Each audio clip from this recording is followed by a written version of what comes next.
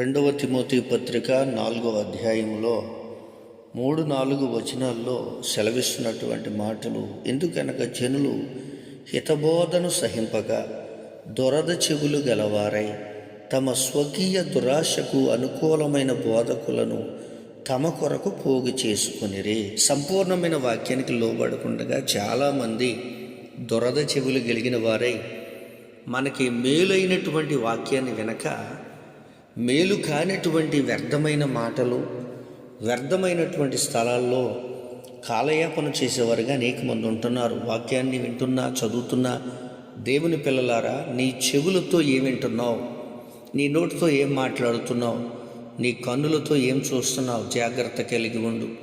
నీ వినే మాట ద్వారా, పలికే మాటలు, వింటున్న మాటలు, మరి చూస్తున్న ప్రతి దాని ద్వారా అపవిత్రుడు కాకుండా నీ జీవితాన్ని కాపాడుకుంటానికి వాక్యాన్ని